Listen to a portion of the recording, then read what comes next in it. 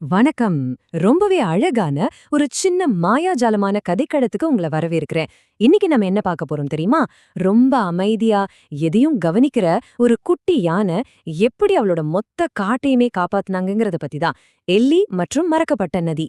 இது வெறும் கற்பனை கதை மட்டும் கிடையாதுங்க. நம்ம எல்லாரும் கத்துக்க வேண்டிய ஒரு அற்புதமான வாழ்க்கை பாடம் இதுல ஒளிஞ்சிருக்கு. வாங்க கதைக்குள்ள போகலாம்.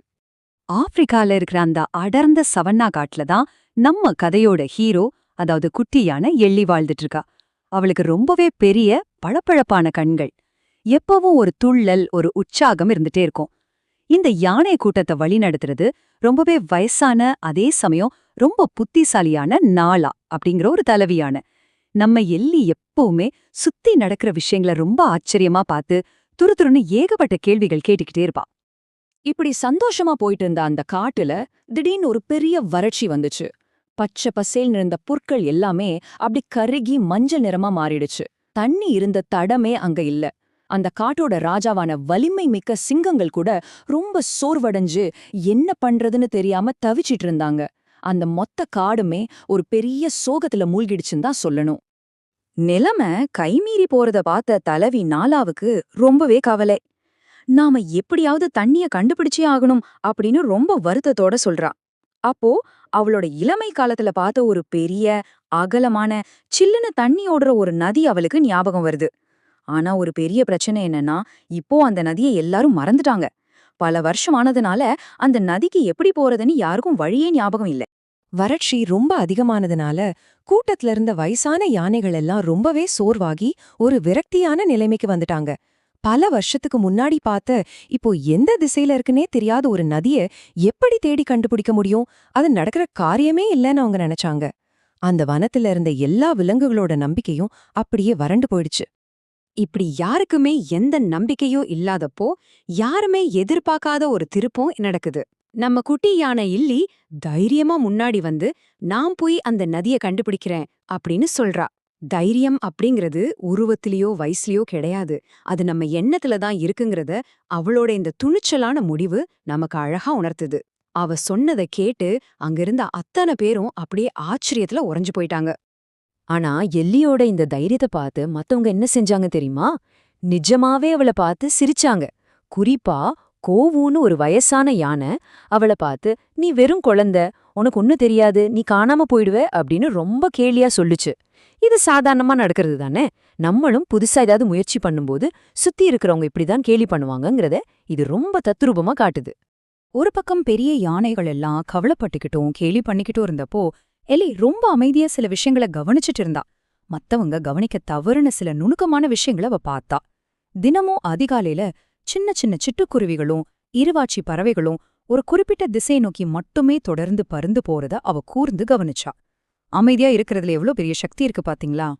பறவைகளை மட்டும் இல்லங்க, மரங்களை நோக்கி சாரசாரியா போயிட்டு இருந்த எறும்புகளையும் அவ கவனிச்சா. இவ்வளவு சின்னஞ்சிறு உயிரினங்கள் எல்லாம் ஒட்டுமொத்தமா ஒரே இடத்துக்கு போகுதே, அங்க நிச்சயமா தண்ணி இருக்கணும் அப்படின்னு அவ முழுமையா நம்பினா. தண்ணி எங்க ஒளிஞ்சிருக்குன்னு இந்த சின்னஞ்சிறு வழிகாட்டுகளுக்கு ரொம்ப துல்லியமா தெரிஞ்சிருக்கு அப்படிங்கறத அவளோட கூர்மையான அறிவு அழகா கணிச்சிடுச்சு. உடனே எல்லி தன் பயணத்தை தொடங்கிட்டா. வானத்துல போற பறவைகளையும் தரையில போற எறும்புகளையும் பின்பற்றி அப்படியே நடக்க ஆரம்பிச்சா. முட்கள் நிறைந்த புதர்கள், கரடுமுரடான பாறைகள்னு அவளோட பயணம் ரொம்பவே கடினமா இருந்துச்சு. தொடர்ந்து 2 நாள் பயணம். அவளோட சின்னஞ்சிறு கால்கள் எல்லாம் ரொம்ப வலிச்சுது, தும்பிக்க முழுசா வறண்டு போச்சு. இருந்தாலும் அந்த சின்ன வழிகாட்டிகளை முழுசா நம்பி கொஞ்சம் கூட சோர்வடையாம அவ தொடர்ந்து நடந்துட்டே இருந்தா. அப்படி நடந்தவளுக்கு 3ஆம் நாள் அதிகாலை சூரியன் மெல்ல உதிக்க ஆரம்பிச்சது. அந்த அமைதியான விடியல்ல தூரத்திலிருந்து ஒரு மெல்லிய சத்தம் எல்லியோட காதுகள்ல விழுது. அது என்ன சத்தம்னு நினைக்கிறீங்க? ஆமாம், தண்ணி வேகமா ஓடுற அந்த சத்தம்தான். அந்த ஒலிய கேட்ட உடனே அவளுக்குள்ள ஒரு புது எனர்ஜி வந்துச்சு. இவ்ளோ கஷ்டங்களுக்கும் பலன் கிடைச்சிடுச்சு, நம்ம தேடி வந்த இடம் ரொம்ப பக்கத்துலதான் இருக்குன்னு அந்த சத்தம் அவளுக்கு சொல்லுச்சு. அந்த சத்தம் வந்த திசைய நோக்கி போன எல்லி அங்க ஒரு அற்புதமான காட்சிய பார்த்தா. எல்லாரும் மறந்து போன அந்த நதி அங்கேதான் இருந்துச்சு. காலை சூரிய வெளிச்சத்துல நீல நிறத்துல பளபளக்கிற அந்த தண்ணி, அத சுத்தி உயர்ந்த பச்சை மரங்கள், பாடிக்கிட்டு இருக்கிற பறவைகள். அடடா, அவளோட அந்த கடினமான பயணத்துக்கு இதைவிட ஒரு சிறந்த இனிமையான பரிசு கிடைக்கவே முடியாது. அந்த இனிமையான குளிர்ந்த தண்ணிய தன்னோட தும்பிக்கா நிறைய எடுத்து குடிச்சப்போ எல்லிக்கு இருந்த சந்தோஷத்துக்கு அளவே இல்ல. பெருசா பிளிரி தம் மகிழ்ச்சிய வெளிப்படுத்தின. எல்லாராலும் இது சாத்தியமே இல்லேன்னு சொல்லப்பட்ட ஒரு விஷயத்த இந்த சின்ன குட்டியான தனியால சாதிச்சு ஒரு மாபெரும் வெற்றியா மாத்தி காட்டிட்டா. அங்கே அவளோட தாகம் மட்டும் தீரல, அவளோட மிகப்பெரிய தேடலும் முடிவுக்கு வந்துச்சு. தண்ணிய கண்டுபிடிச்ச சந்தோஷத்தோட எல்லி நிக்கல. உடனே தன்னோட கூட்டத்தை தேடி திரும்பி வந்தா. மறுபடியும் ஒரு 2 நாள் பயணம் செஞ்சு யானைகள், வரிக்குதிரைகள், ஒட்டகச்சிவிங்கிகள், சிங்கங்கள்னு அந்த ஒட்டுமொத்த காடுமே அந்த நதிய நோக்கி வரதுக்கு அவதான் முன்னின்று வழிகாட்டினா. நினைச்சு பாருங்க, அவ்ளோ பெரிய கூட்டத்துக்கு ஒரு சின்னஞ்சிறு குழந்தை வழிகாட்டியா மாறிட்டா. இந்த இடம் நிஜமாவே ரொம்ப நெகிழ்ச்சியான ஒரு தருணம். வயசான புத்திசாலி தலைவி நாலா தன்னோட பெரிய தலைய நம்ம குட்டி எலியோட தலையில மென்மையா சாய்ச்சிக்கிட்டு ரொம்பவே எமோஷனலா ஒரு வார்த்தை சொன்னா, நான் எப்பவோ மறந்து போன ஒன்ன நீ எனக்காக திரும்ப கண்டுபிடிச்சு கொடுத்துட்ட, ரொம்ப நன்றி அப்படின்னு சொன்னா. வயசுல சின்னவளா இருந்தாலும் எலியோட அந்த செயல் எல்லாரோட மனசையும் ஆழமா தொட்டுடுச்சு. நாலாவோட அந்த பாராட்டுக்கு எல்லி சொன்ன பதில் ரொம்ப ரொம்ப சிம்பிள். ஆனா அதுல அவ்வளவு அர்த்தம் இருக்கு. நான் பெருசா எதுவும் பண்ணலங்க, நான் அமைதியா பார்த்தேன், கவனிச்சேன், அவ்வளவுதான் அப்படின்னு சொன்னான். அமைதியா ஒரு விஷயத்த உற்று நோக்குறதுலயும் நம்ம சுத்தி இருக்கிற இயற்கையோட குரலை கவனிக்கிறதுலயும் எவ்ளோ பெரிய சக்தி அடங்கியிருக்குங்கிறத இந்த ஒத்த வரி நமக்கு ரொம்ப தெளிவா புரிய வைக்குது. சரி, இதுல இருந்து நாம முக்கியமா கத்துக்க வேண்டிய விஷயம் என்ன?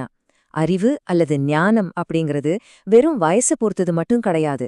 பல நேரங்கள்ல பெரியவங்க பார்க்க தவறின அல்லது மறந்து போன ஒரு சின்ன மாயாஜாலத்தை கூட சின்ன குழந்தைங்க ரொம்ப ஈஸியா கண்டுபிடிச்சிடுவாங்க. அந்த குழந்தைகள் கிட்ட இருக்கிற அந்த தேடலும் ஆர்வமும் தான் எல்லிய இந்த பெரிய வெற்றிக்கு அழைச்சிட்டு போயிருக்கு. அதை நாமளும் கட்டாயம் கத்துக்கணும். இப்போ கடைசியா உங்கள நோக்கி ஒரு சின்ன கேள்வி. நாமும் எல்லி மாதிரி கொஞ்ச நேரம் அமைதியா இருந்து நம்ம சுத்தி நடக்கிற உலகத்தை கவனமா உற்று நோக்குனா எந்த மாதிரியான மறைக்கப்பட்ட அதிசயங்கள் எல்லாம் நம்மால கண்டுபிடிக்க முடியும்? யோசிச்சு பாருங்க. இந்த ஒரு அழகான சிந்தனையோட இந்த கதையை நாம முடிச்சுக்கலாம். நீங்களும் அமைதியா கவனிங்க. ஒவ்வொரு நாளும் ஒரு புது உலகத்தை கண்டுபிடிங்க. மீண்டும் ஒரு சுவாரஸ்யமான கதையோட சந்திக்கலாம்.